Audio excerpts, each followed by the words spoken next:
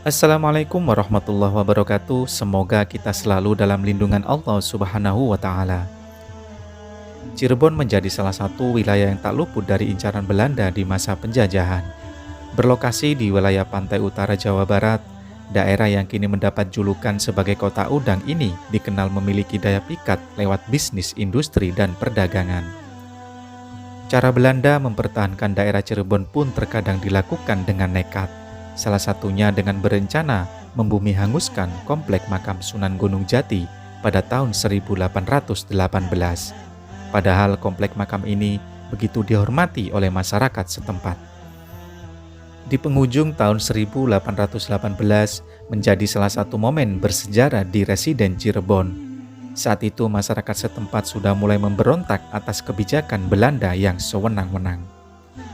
Pemberontakan besar yang terjadi sepanjang tahun 1802 hingga 1818 didasari karena pangeran dari keraton dan kaum ulama di Cirebon menghendaki Belanda agar tak memasuki wilayahnya. Berdasarkan catatan sejarah terdapat dua kali pemberontakan besar, yakni di tahun 1802 sampai 1812 yang dipimpin oleh Bagus Rangin dan periode tahun 1816 sampai 1818 Masehi yang dipimpin oleh Bagus Japin dan Bagus Serit. Para pejuang di peristiwa pemberontakan rakyat Cirebon melakukan penyerangan dengan menggunakan strategi gerilya yang berbeda-beda. Hal itu membuat pihak kolonial tidak mudah membaca pergerakan. Akibat dari dua pemberontakan besar tersebut, pasukan Belanda mengalami kerugian hingga 150.000 gulden.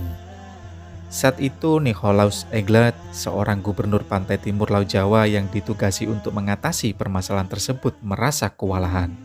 Ia kemudian melapor ke rekannya yaitu Simpton Hendrik Ross dan Letnan Kolonel Gouw sebagai komandan ekspedisi di wilayah utara Priangan. Keduanya kemudian melakukan serangan yang lebih masif dengan pergerakan senjata hingga pasukan khusus untuk memukul mundur sekitar 40.000 pasukan pribumi Cirebon. Puncaknya adalah ketika Belanda terpaksa kehilangan seluruh pabrik gulanya di wilayah Cirebon. Usai dibakar dan dibabat seluruh kebun tebunya. Menurut Opan, strategi suluhan menjadi salah satu taktik rakyat dan santri Cirebon yang ditakuti Belanda.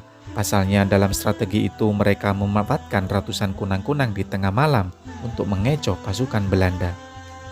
Saat itu mereka juga melakukan gerilya di hutan-hutan sehingga pergerakannya sulit dibaca dan Belanda memilih jalur perundingan demi menekan kekalahan.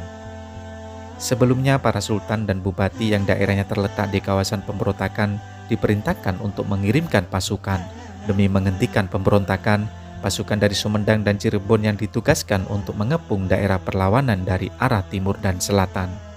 Akhirnya membangun markas di Darmawangi dan Tomo serta menjaga daerah sepanjang Sungai Cimanuk. Selain itu, pasukan dari Subang dan Karawang ditugaskan untuk mengepung dari arah barat dan utara sehingga Belanda tak bisa bergerak.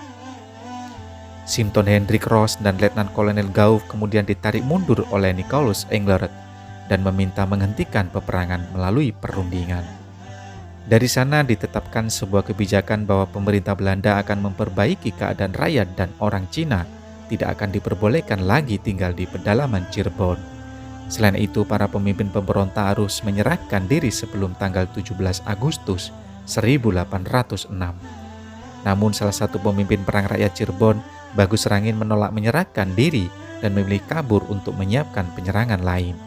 Saat itu dirinya kembali menyiapkan pasukan untuk melaksanakan perang terbuka. Sempat berhenti selama 4 tahun.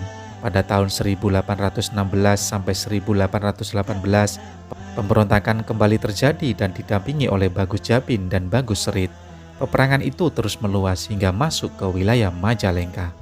Sebelumnya Bagus Japin dan para pasukannya berhasil menjebol penjara Palimanan dan membebaskan rekan-rekan mereka, hingga membakar jembatan-jembatan di kawasan tersebut. Keadaan yang semakin tak terkendali membuat pihak Belanda kian kewalahan. Mereka mengutus sejumlah residen, bupati hingga tokoh agama setempat untuk mencari jalan damai. Namun sejumlah bupati serta residen justru mati terbunuh. Para pemimpin pemberontakan pun akhirnya dihukum mati. Memicu pemberontakan lain hingga Belanda mengeluarkan ancaman akan mengebom makam Sunan Gunung Jati sebagai strategi penghentian perang.